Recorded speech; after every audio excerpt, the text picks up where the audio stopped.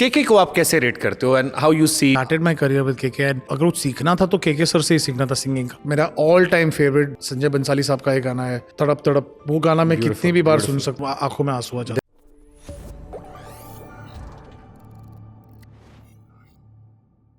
मुझे लगता है बहुत जल्दी चले गए 100%। और बहुत कुछ दे सकते थे उन्होंने इंडियन म्यूजिक को, उन्होंने आतिफ ने इंडियन म्यूजिक को चेंज किया उस एरा में। जब हमारी जो कॉलेज लाइफ थी उसमें Atif and KK sir was one जिनके गानों ने अंदाज बदला। वो नदीम शरवन वाले जोन से हम बाहर निकले, कुमार सानू, उदित नारायण से। एंड प्रीतम, हाँ प्रीतम, ही वाज म्यूजिक डायरेक्टर, मैं सिंगर की बात कर रहा था उसमें। केके को आप कैसे रेट करते हो एंड हाउ यू सी? और started my career with KK and उनसे अगर कुछ सीखना था तो केके सर से ही सीखना था सिंगिंग का।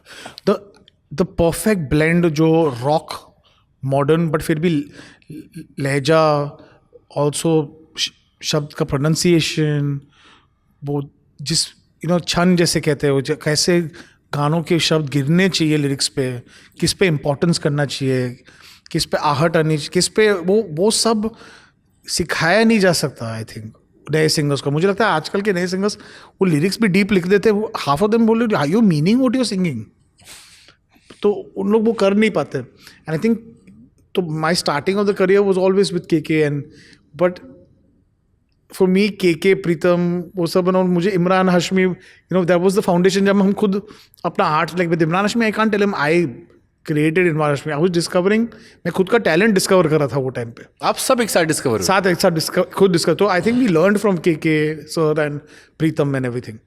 बट फिर हम जब खुद की रिस्पॉन्सिबिलिटी लेनी शुरू की, तब मिथुन आया and Arijit and all that started कि अरिजीत को मैंने सिलेक्ट किया कि ये आवाज़ अच्छी है, then it became this way, then you learned it। but हम लोग अगर केके सर और प्रीतम से सीखते नहीं थे तो कभी आता ही नहीं था। तो अगर केके के कुछ गाने हैं जो आप सुनते हो आज भी, कौन कौन से सुनते हो? मेरे गाने ज़रा सा, मेरा all time favourite Sanjay Bhansali साहब का एक गाना है तड़प तड़प। वो गाना मैं कितनी भी बार सुन सकता हूँ और आंखों में आंसू आ जाते हैं। There's one song, मैंने दिल से कहा ढूंढ लाना खुशी, ना समझ लाया दर्द फिर भी दर्द, तो ये ना समझ लाया गम, तो ये गम ही से, या इवन आवारापन, बंजारापन and all those, that depth and that feeling, but at the same time he can go the mixture. वो सर वो तो कोई तोड़ नहीं उनका। या टोटली वो तो आई थिंक वो आप प्ले कर दो कहीं पर भी, कोई भी गाना। टोटली। एक गाना आपने जन्नत में भी दिया था कोई, आवारापन का। आपने आपका रिसर्च बहुत अच्छी तरह किया है। नहीं, वो फिट नहीं हो रहा सर, मैंने आपको मिथुन को मैंने घोर के पी रखा है।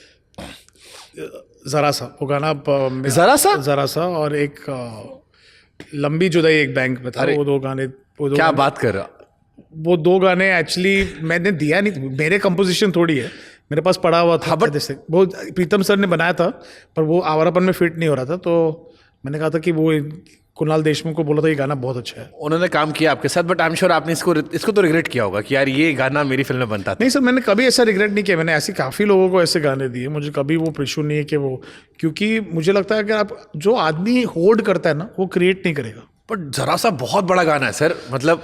तो उसके बाद मैंने तुम ही हो भी बना लिया ना सर। उसके बाद मैंने नेक्स्ट फिल्म में भी मैंने सोनियो बनाया। ट्रू, हाँ, राजू सर के साथ। हाँ, अगेन न्यू कमर माही बनाया, माही वो भी बनाया। हाँ, सोनी तो सोनू निगम सर ने गाया था शायद। जी करेक्ट। हाँ। बट तो मैंने इफ यू कीप होल्डिंग ना, you will not create more, क्योंकि आपको लगता है आपका बैंक हमेशा भरा हुआ है। जो आदमी जिसके पैसे कम पड़ रहे फिर जाके कमा कराता है ना, तो I think you should keep working. I think you can't, और उससे क्या होता है ना, आप कॉन्स्टेंटली रेलिवेंट भी रहते हो। आपने अरिजीत को कैसे मिला? क्योंकि मैंने एक वीडियो देखा कि जीत दादा से भी मिला, मैंने उनसे अलग बात की, मिथुन अलग बात की, हर कोई अरिजीत को जानता था। हाँ, सब जानते सिवाय आपके। नहीं, हाँ नहीं, मैं जानता था, मैं उसको बहुत अच्छी तरह जानता था, प्रीतम्स असिस्टेंट। और एक्चुअली आप देखोगे तो कुछ फोटोग्राफ्स मैं आपके साथ शेयर करूँगा, और जो मैं, प्रीतम और एरिक जो साउंड मिक्स करते हैं, उनका फोटोग्राफ है, और वो फोटो खींचा है अरिजीत सिंह ने। हाँ, वो एक फोटो स्टूडियो वाली, एक बट वो अरिजीत बहुत टैलेंटेड असिस्टेंट होता था कि ऐसा पहले अरिजीत दादा का, हाँ, कोई ऐसे थे, किसी का नाम लेके उन्होंने कहा कि आर.डी. बर्मन। तो नहीं, प्रीतम दादा ने पूछा कि तुम ये फोटो क्यों खींच रहे हो भाई? बोला इसे नहीं, मैंने आर.डी. बर्मन और ऋषिता का फोटो, जिससे तुम्हें लगता है आर.डी. बर्मन और ऋषिता है। It was a very funny episode, but Arijit was always that very talented assistant of Pritam जो स्क्रैचेस गाता था, और वो स्क्रैचेस जब हम सुनते थे हम बोल अरे ये तो अच्छा गा रहा है, ये तो अच्छा गा रहा है। सर मेरे को मिथुन ने बताया कि वो जो दा ट्रेन में गाने हैं, दर्द में लब मुस्कुरा जाते हैं, ये अरिजीत ने स्क्रैचेस गाए हैं सारे, बीते लम्हे। 100%। एंड इवन मिथुन सेट कि जब ये गाना रिलीज हो गया 8 महीने बाद फिर उसने एक रिकॉर्ड करके भेजा कि मिथुन प्लीज सुनना ना इस बार। ही सेड अब रिलीज हो चुका है। Hard he worked, I am telling you. Arijit is not somebody जो अपने सिर्फ नसीब से नहीं बना है, वो अपने मेहनत से बना है।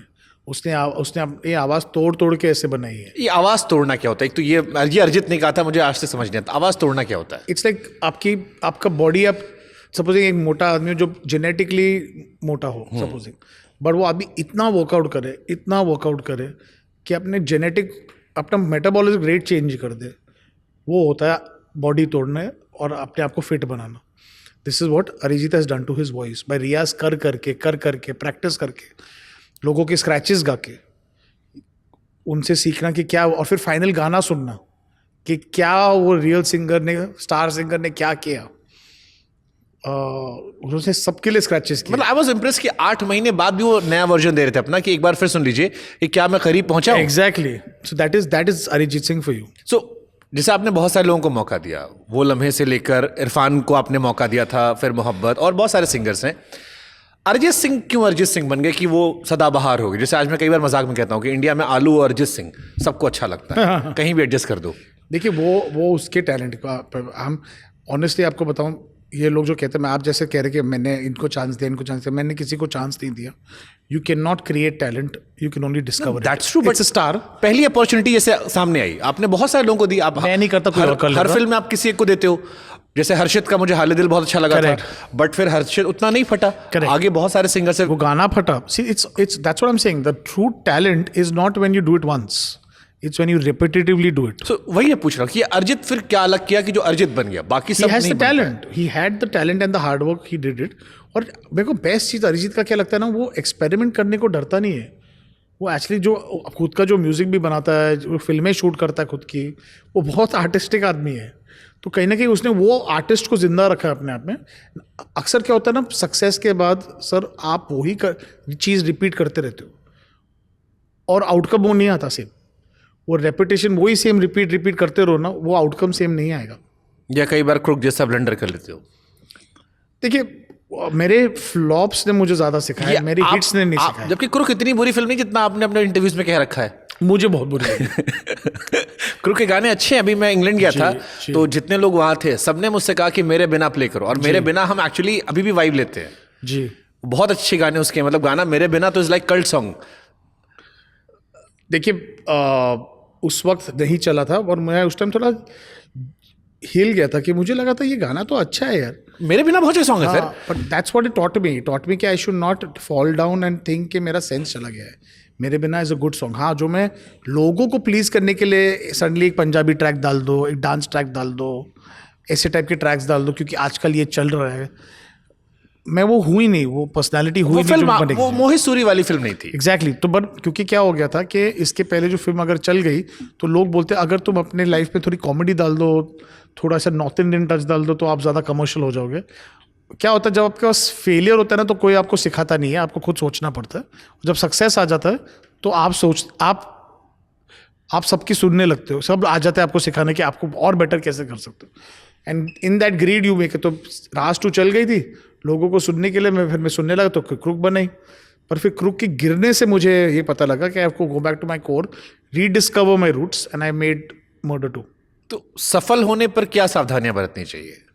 सफल होने पे किसी की नहीं सुननी चाहिए क्योंकि लोग आ जाएंगे आपको सुनाने कि ऐसा करो। फेलियर में भी किसी की नहीं सुननी चाहिए क्योंकि लोग आ जाएंगे आपको गिराने। तो क्रूक या एक विलन 2 ज्यादा आप डिसअपॉइंटेड खुद से कहाँ हुए? एक विलन 2। क्यों? मतलब क्योंकि क्रूक के दौरान sir there was a different thing. I was unmarried, I was young, and मुझे पता था कि नहीं यार, अभी वो जज्बा था कि अभी फेल हुआ हूँ, डोंट वरी, मैं वापस आ जाऊँगा। ऐसा इशू मेरे पास बहुत टाइम है क्योंकि 28-29 ईयर्स की उम्र में था या ऐसा कुछ।